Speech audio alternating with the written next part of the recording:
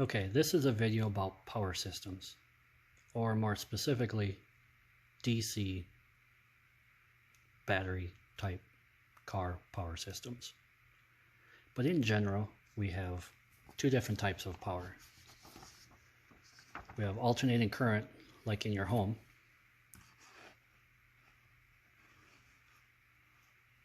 under 20 volt, which has hot, neutral, and ground, 240 volt, which has hot, hot, and ground. And then we have DC, or direct current, which has plus and minus, and they're batteries. And that would be your car, RV, bus, scooters, cell phone, anything that has a battery. Wire sizing. Smaller the number, the larger the wire, which is the gauge size. So a 2 gauge is larger than a 24 gauge. You'll get the hang of it after a while. So when you're wiring things, the size matters. Just ask her. If she tells you it doesn't, she's just trying to let you down easy. Just a little hint for the gentleman out there. For example, this is 16 gauge.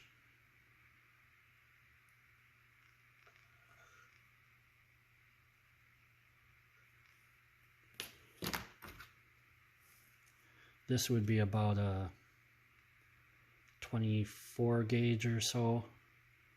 There's actually 2 here, but it's pretty small.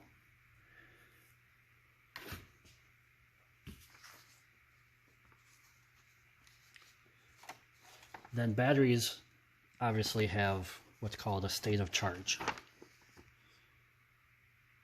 And that's how you get a rough idea of how much capacity they have.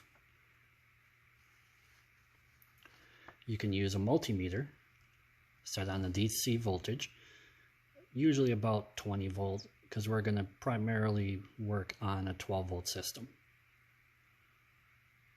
So then you're going to have the voltage, amperage, and what is called voltage sag. What that means is when a battery is under load, it's going to drop in voltage because there's something using the power, so it won't be accurate. So when you're testing the voltage, always make sure it's at rest and there's no load on it. That's your best.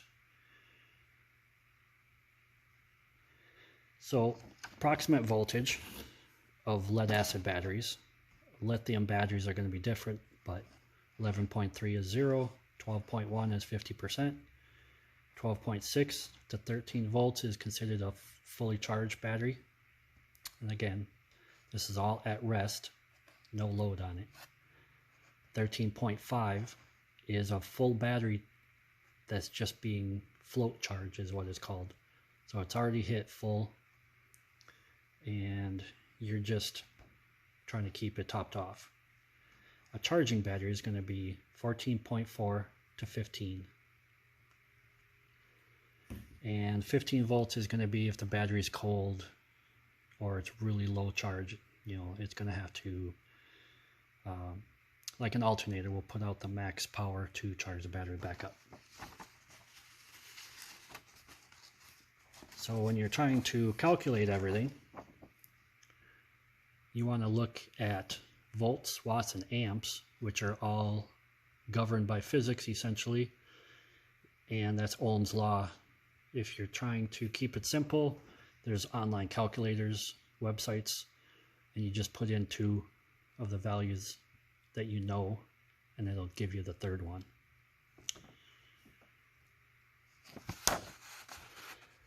Then we have one of the most common devices, which is a switch.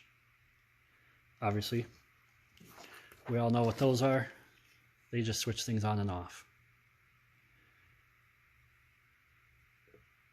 They'll almost always be labeled power is your battery or your source. Accessory is the load, the device, lights, pump, whatever you're trying to run. And then you have ground. Technically, the battery only needs the two. The ground is to make it light up, which is kind of convenient because that way you know it's on. But technically, you only need the two. Power goes in one side through the switch, on or off, and out the other to whatever you're trying to control.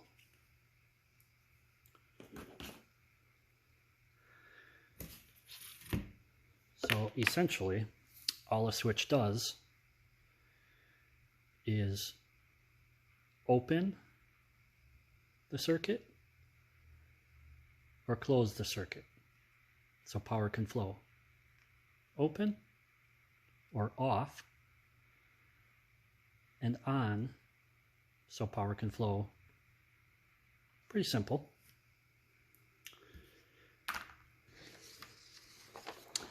Then we have what's called relays.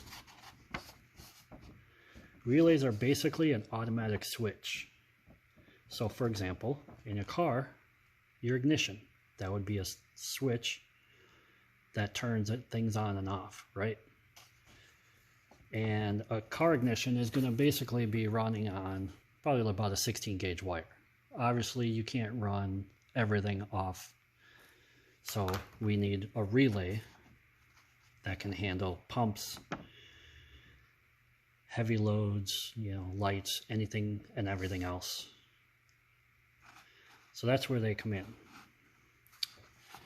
Now, most commonly, you're going to have what's called a 4-post relay, which are going to have 4 contacts.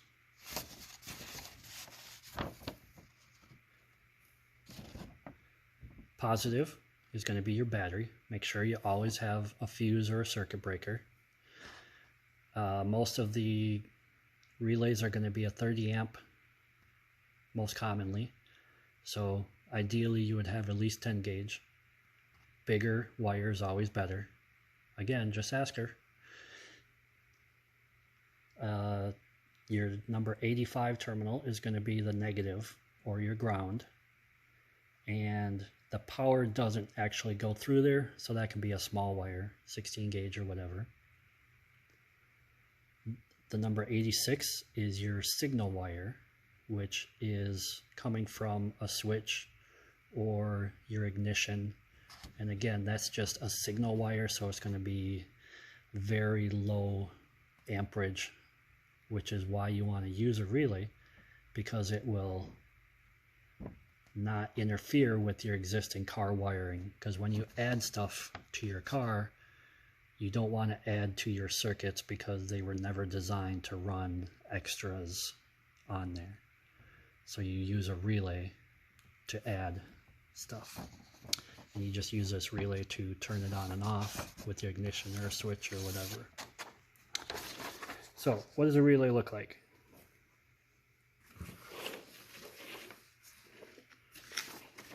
That's what this is. A very typical, common. If you look in your fuse box, usually you'll see relays. They'll usually have a wiring diagram, which is sometimes hard to read. But if you look at them real close, they have numbers on. And so that's what you just match up. So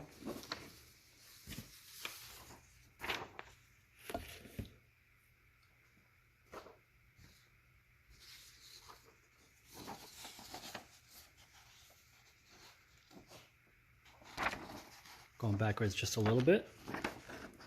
Again, we have a switch and we have your relay.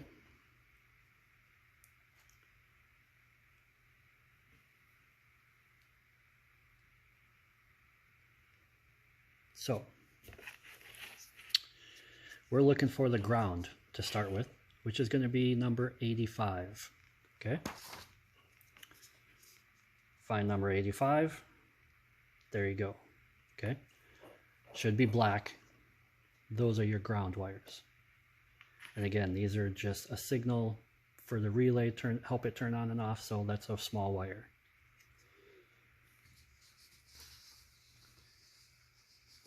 And this other one we'll use is the accessory, or the load, which is number 86.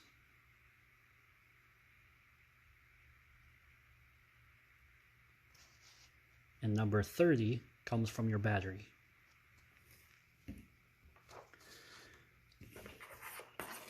So we'll just wire this up a little bit real quick.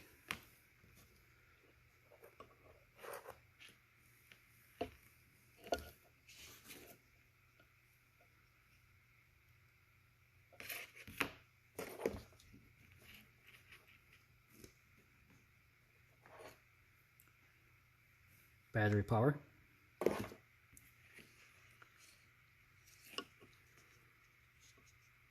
Number 30 is right there. Okay. Now the relay has battery. We have our load, which is going to be this wire here. And I also have a nifty little load here, which I like because it has two purposes.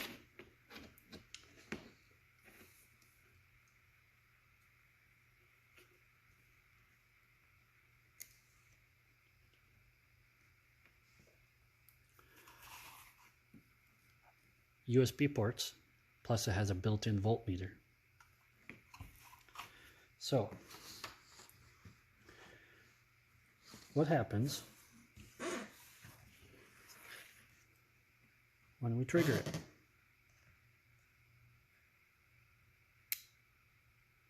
Look at that, we get power.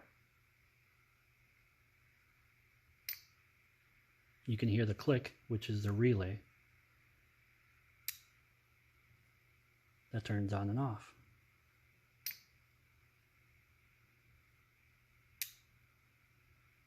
See how it's an automatic switch? So all we have to do is connect number 86 to whatever else we want to turn it on and off. So if we connect the switch,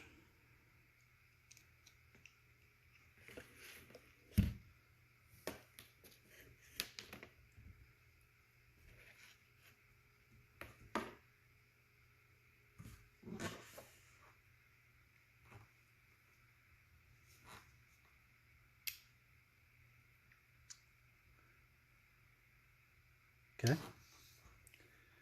so when that goes, here, let me,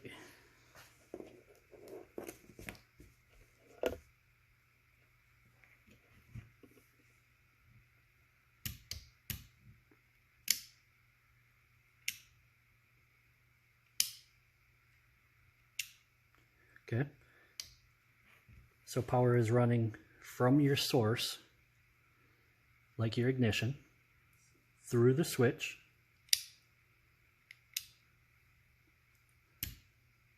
so you turn your ignition on, turn the switch on, and then you get power. But I want my switch to light up. I know that's what you're all thinking. I want to be able to see if it's on. So you just connect your ground.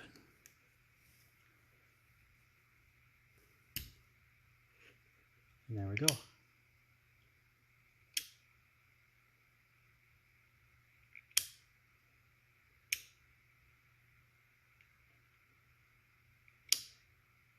Pretty cool, right? I think so. So, if you want to wire it, they make these little pigtails that just fits in there. So all you do is wire this when you need to change out the relay, because they will go bad. You just pop it off, put the new one on. You don't have to worry about where the connections are because they're already on there. Now, you want to make sure that your power is fused, okay? Or, what I prefer, a circuit breaker. So what that means is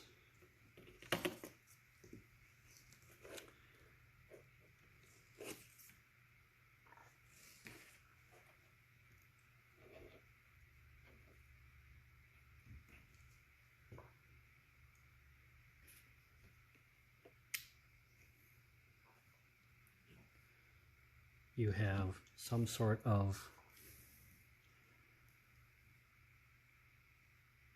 circuit breaker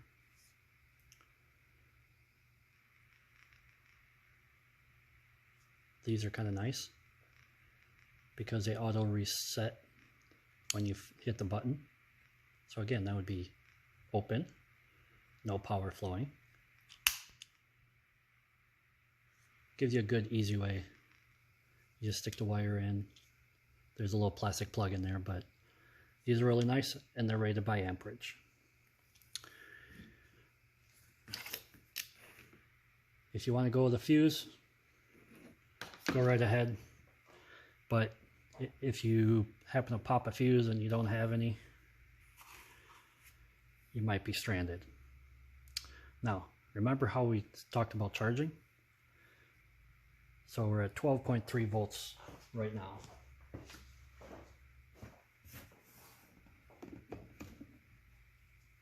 If I plug it in, it starts jumping up, 12.5, and it'll just keep going up until it reaches full, and then it'll drop from that 14 volts down to about 13.5.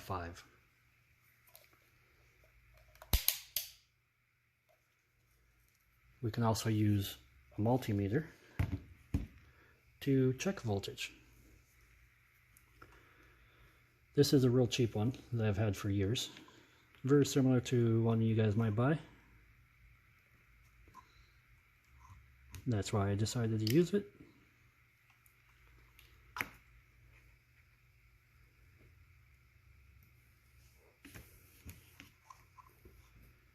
So we got 13 volts on that one, 12.8.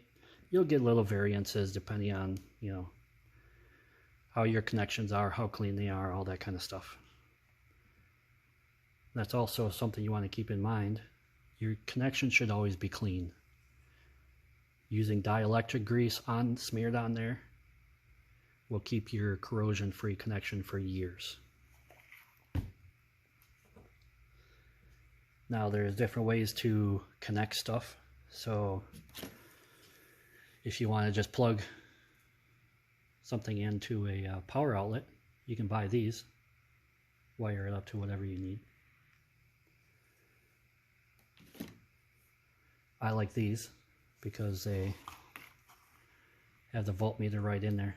You can just keep an eye on your battery, make sure your car is charging or whatever. You know when it's charging, if it's charging. Uh-oh, my battery's getting low. I better shut everything off. Very handy. These are also a quick charge, so your phone or tablet will charge really fast.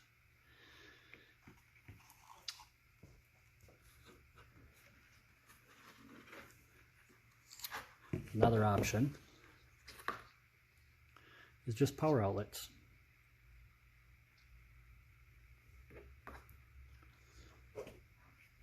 Then there's also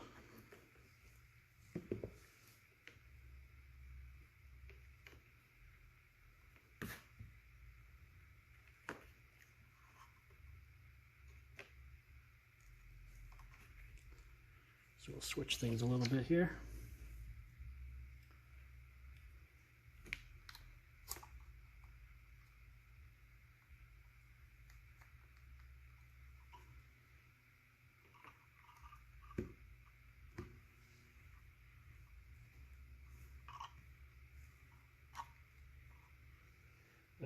I lost my connection.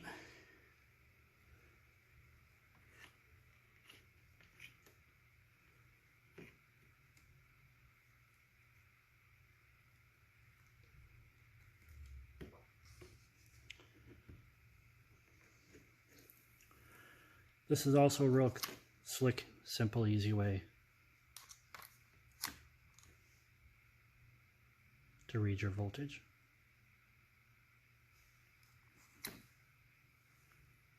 But like I said, I prefer these.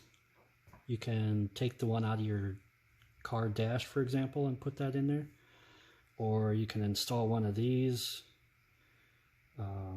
You know, there's lots of options, lots of different variations. Most of these power outlets are kind of light duty. So if you need to run heavier loads, you can get something like this, where your terminals go right on there. And that way you can run, you know, more like a 15 amp load or something. There's lots of different terminals you can use. That's just a normal spade. There's butt connectors that have heat shrink. Use a crimper, strip it, put it in there, crimp it down, little heat shrink on there, and you're good. So, when you're wiring the relays, there's also, see, we did this one. Another way, not real common, but you can do it like this. So this one, you are controlling it by switching the ground wire, okay? So if you notice, 86 and 30 are tied together, because that will activate the relay anytime it has power. So your load goes 87, and then you have your ground. But your question is, well, how do I switch it? Right?